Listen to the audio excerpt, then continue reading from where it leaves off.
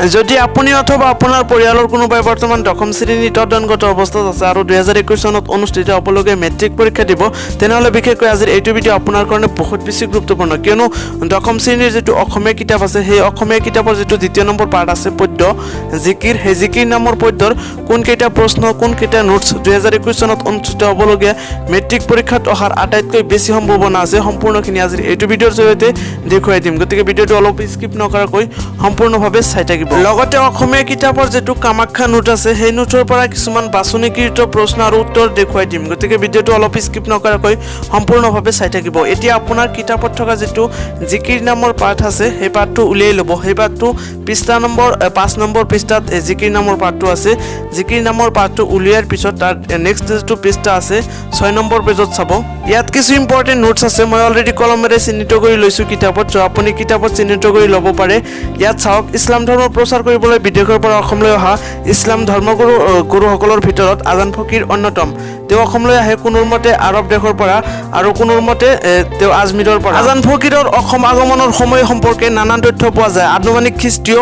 সপ্তদশ শতিকাৰ মাজভাগত গদাধৰ সিংহৰ শাসনকালত অসমলৈ অহা আজান ফকীৰে অসম কম সময়ৰ ভিতৰতে অসমীয়া মাত কথা সুন্দৰকৈ শিকি জিকিৰ আৰু জাৰি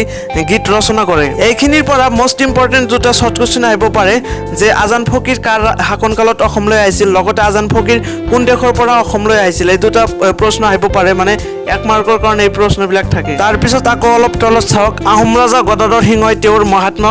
বুজি পাই দক্ষমুখৰ খৰাগুৰি চাপৰি মাটি বাৰী দি মছজিদ সজাই দিয়ে আৰু তাতেই আজান ফকীৰে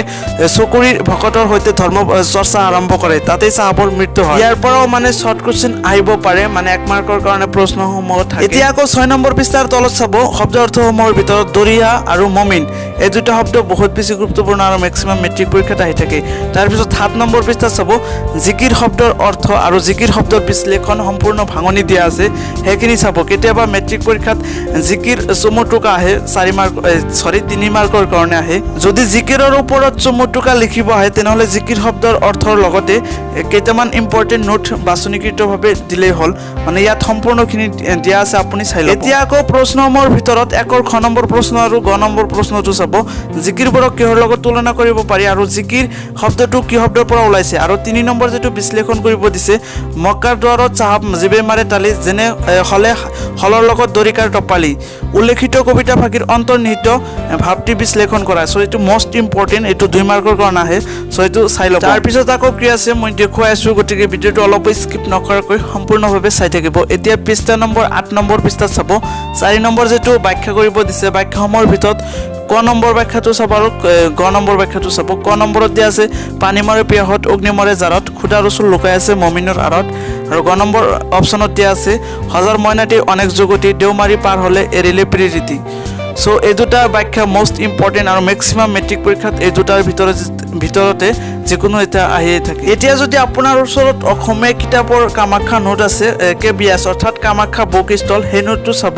মানে নোট বিভিন্ন ধৰণৰ আছে যেনেকুৱা সেবা তাৰ পিছত দাপোন দৰ্পণ ইত্যাদি নোট আছে কিন্তু যদি কামাখ্যা নোট আছে আপোনাৰ ওচৰত তেনেহলে সেই নোটটো চাব মই দেখুৱাই আছো কেইটামান গুৰুত্বপূৰ্ণ প্ৰশ্ন আৰু উত্তৰ গতিকে চাই থাকক মই দেখুৱাই আছো কোনটো পেজত বাৰল এতিয়া প্ৰথমত চাব 28 নম্বৰ পেজত চাব কামাখ্যা নোটৰ 28 নম্বৰ পেজত চাব ইয়াত মানে 1 নম্বৰ যেটো প্ৰশ্ন আছে ৰমৰ গৃহত শব্দ দুটাই কি বুজাইছে সো এটো মোষ্ট ইম্পৰ্টেন্ট 1 মাৰ্কৰ কাৰণে আহে সো এটো চাই লব এতিয়া আকৌ 29 নম্বৰ পেজত চাব 29 নম্বৰ পেজত চাব মই দেখুৱাইছো ইয়াত 7 নম্বৰ যেটো প্ৰশ্ন আছে আজান ফকীৰৰ প্ৰকৃত নাম কি আজান ফকীৰৰ প্ৰকৃত নাম হৈছে সৈয়দ মহম্মদউদ্দিন সো এটো মোষ্ট ইম্পৰ্টেন্ট মানে 1 মাৰ্কৰ কাৰণে প্ৰশ্ন থাকে তাৰ পিছত আকৌ কি আছে দেখুৱাই আছো